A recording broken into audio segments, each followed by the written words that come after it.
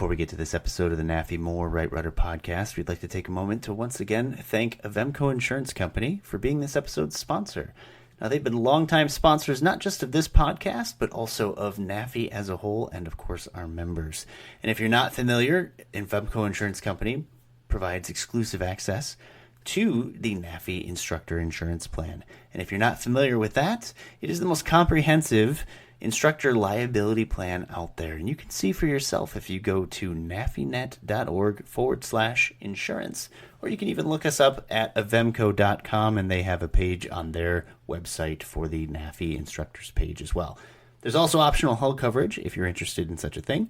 And so I encourage you to check it out. But remember, you must be a NAFI member to participate in the plan. And if you're not, good thing you're listening to this podcast, because we do offer a $10 discount to those that renew and join using discount of POD49. So thank you for listening. It's our little appreciation for participating in this podcast. And so once again, thank you to Avemco. Use your $10 discount to NAFI. And hopefully you enjoy this podcast.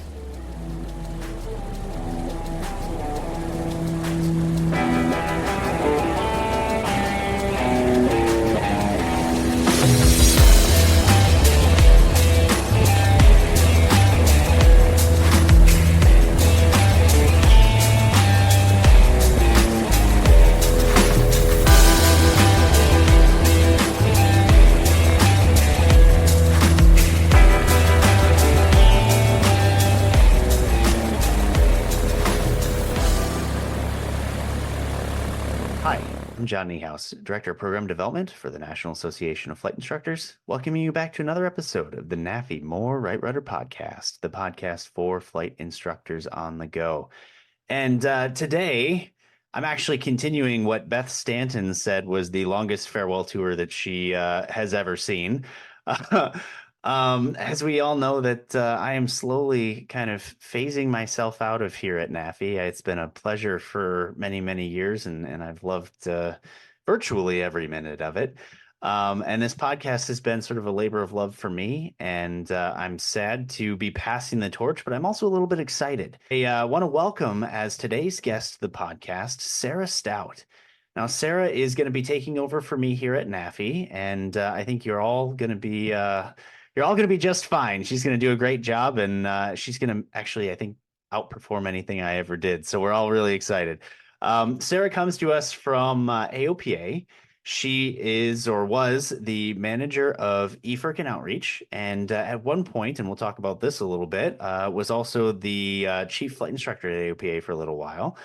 She comes to us from Hagerstown, Maryland. She's a CFII and MEI, tons of experience, and this is a great opportunity to, sort of get the next phase of this podcast going. So, Sarah, welcome.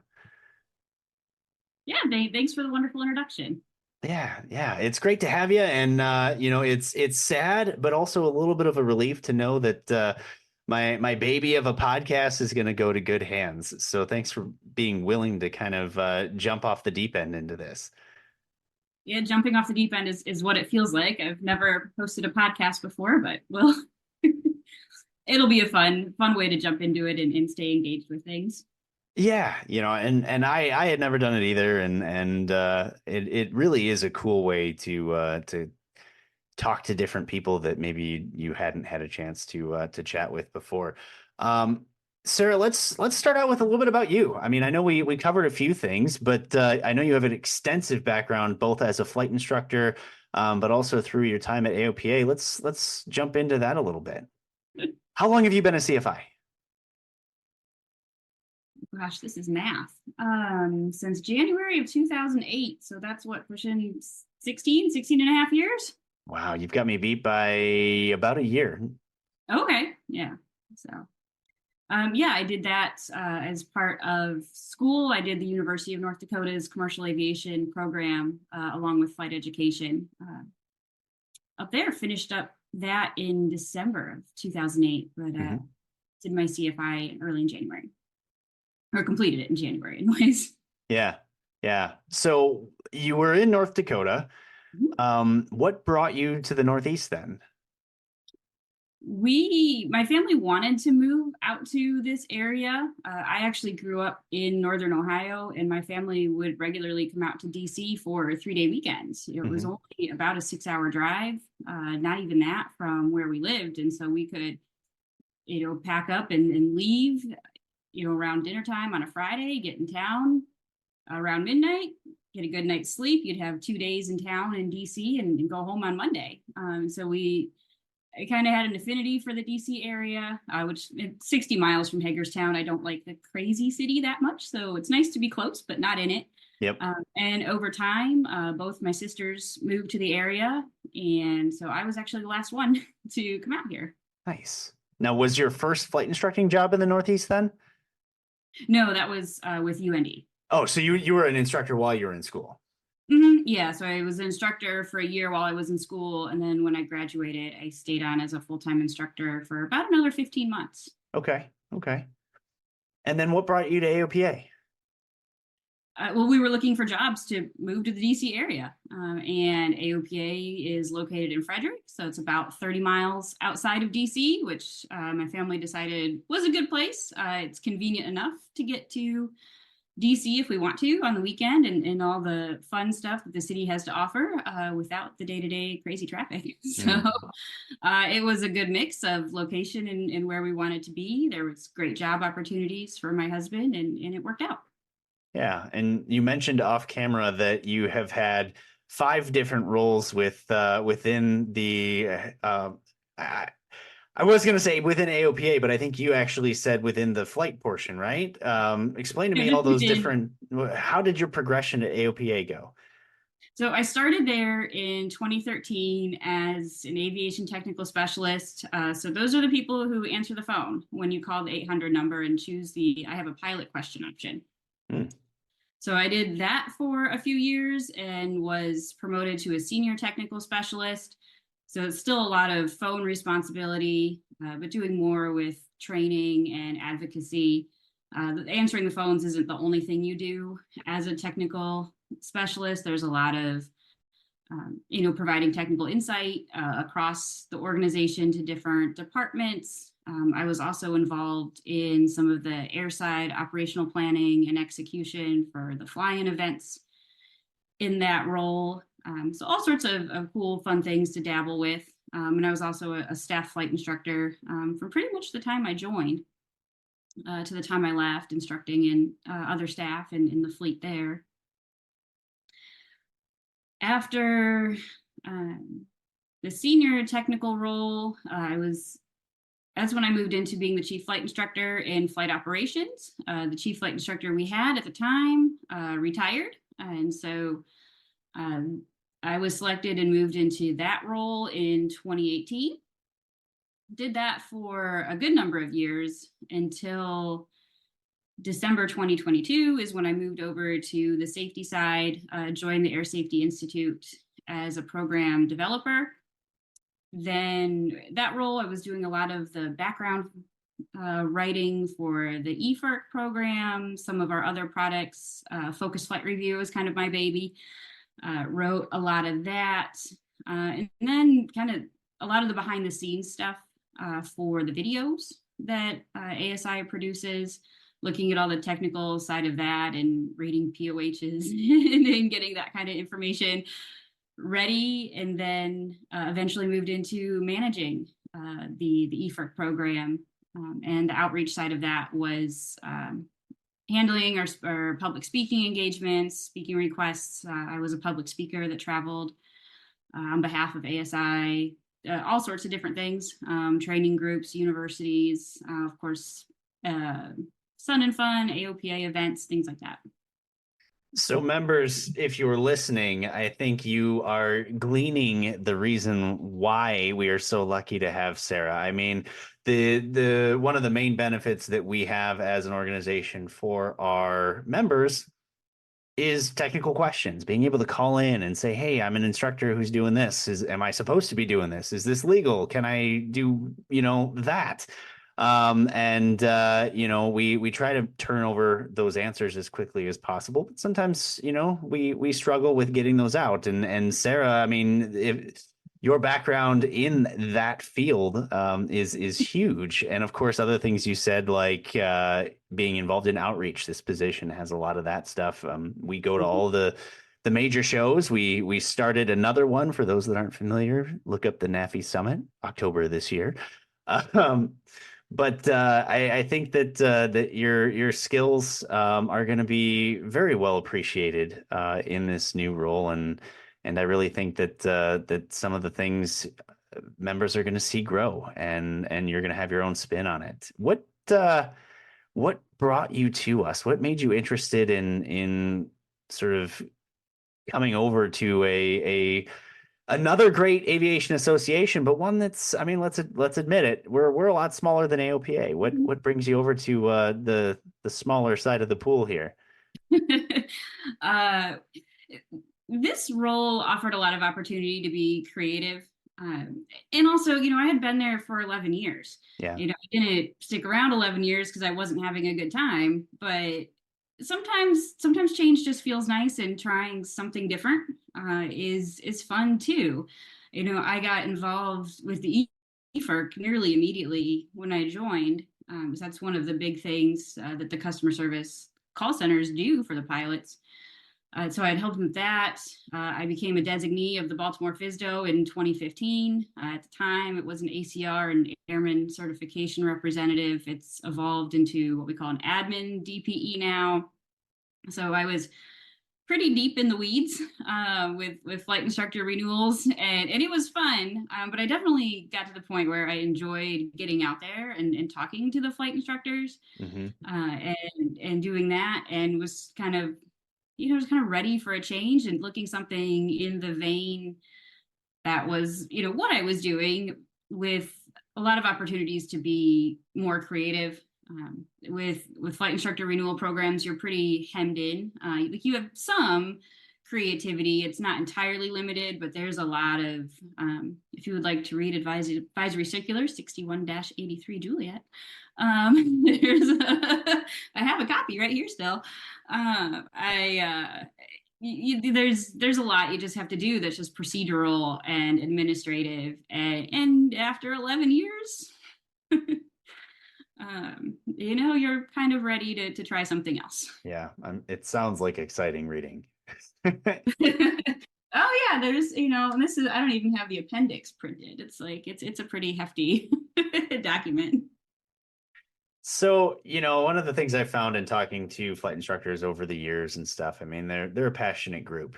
And I'm sure you're in that boat as well. I mean, what makes you enjoy flight instructing? What makes it sort of a lifestyle for you? For me, I've always enjoyed when people learn something new and can go out and do it on their own. Yeah. And that you've kind of passed along the institutional knowledge, and that they've accomplished something. And I was kind of spoiled, really working in flight instructing at AOPA, because everyone who was coming to us for flight instructors, as flight instructors, were already staff. They were pretty passionate about this stuff for the most part. So it was really fun to see these people grow their careers based on the knowledge you were able to pass on to them, and just gain personal accomplishments. I was working with everything from, doing progress checks for new student pilots to 20-year rusty pilots who, only had 200 hours from 20 years ago, and half of those were in a helicopter, and Hmm. now they want to get current in an instrument rating. So, just the huge medley of things you get to do as a flight instructor, and then go off and see those people succeed and use those skills in a huge variety of ways. Yeah. Yeah. Did you have a favorite type of training that you liked to do with students? Oh gosh, a favorite. I have Instrument was not my favorite. favorite. I liked Yeah, I the loved precision of instrument. it. That was fun. Yeah, they already knew how to fly, so um, Helps. anything below instrument, like, I would do a progress check, but instrument was a lot of fun. I ended up doing a lot of high performance checkouts. I Oh, really okay. love those, and moving people up into, we used a 182 for those. And so for a lot of people, it was high performance, some of their first introductions into, a blended cockpit of glass instruments and some steam gauge, and then the more advanced GPS operations that were in the aircraft. So, not just strictly here's how to move the propeller. Hmm. Um, a more thorough aircraft checkout along with the high performance was a lot of it. And so they were engaged with doing that. I had a lot of fun with those. Hmm. Hmm. Yeah, I didn't do a lot of that. But the university that I instructed with, they had some SR-22s for a while, and then they got rid of them, and unfortunately, it just ended up being we were 200 instead of 201, and just didn't have the ability to do the high performance ratings, which I was very bummed out about.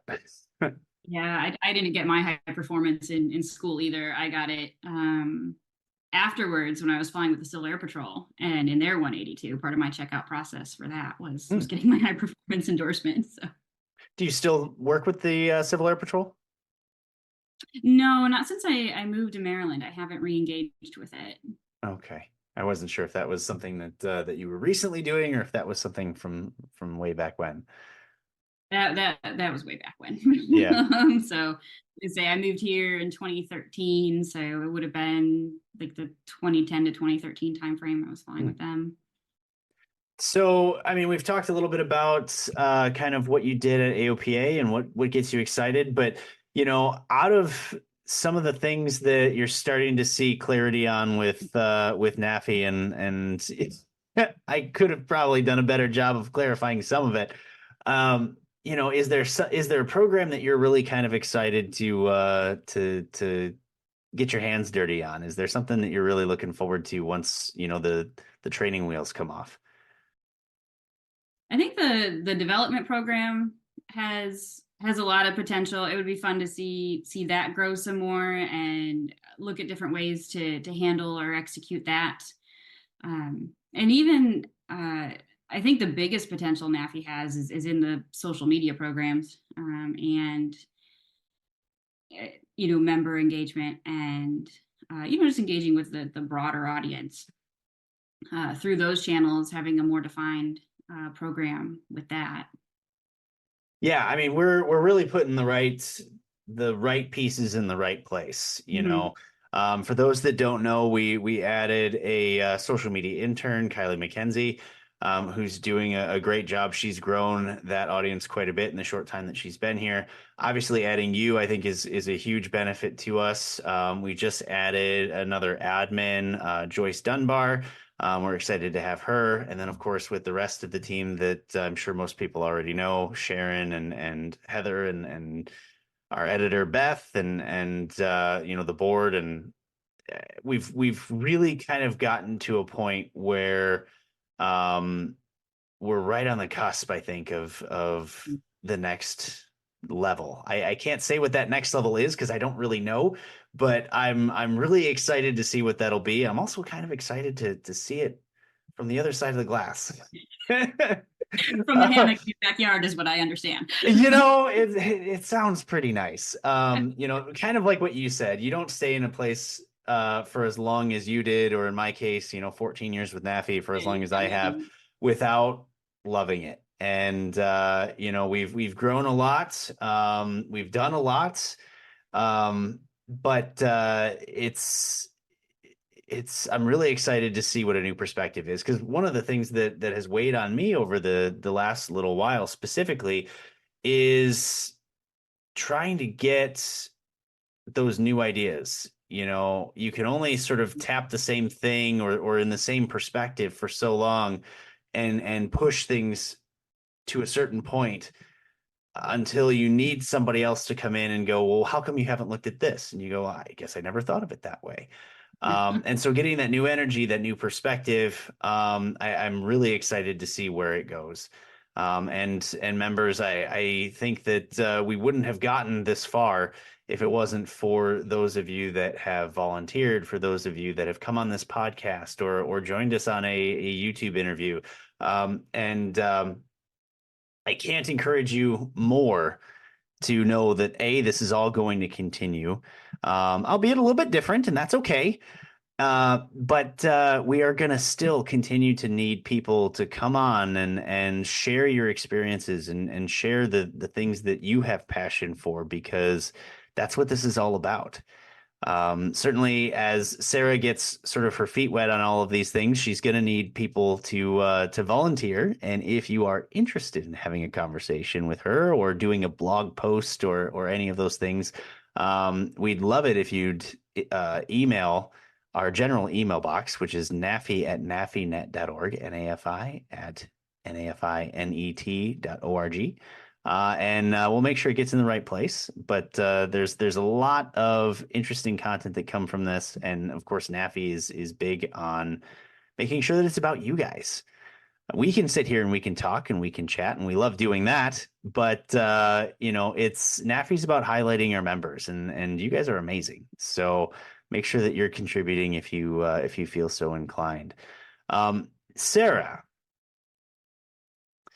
I'm sure you have a pretty big network, right? Like, are there people that in your mind, and you don't have to say any names, but are there people in your mind where you're going, I wonder if they're going to be able to do a guest speaking? I mean, have you been starting to pick out sort of your first subjects? Oh gosh, maybe noodling around on a couple little things. We're still in the first couple of weeks here, so it still feels a lot like the fire hose to have really Yeah. gotten too far down the road of thinking about that. But certainly, if you know me, you might hear from me. That's what this role does best. It's twisting people's arms into joining us on these things.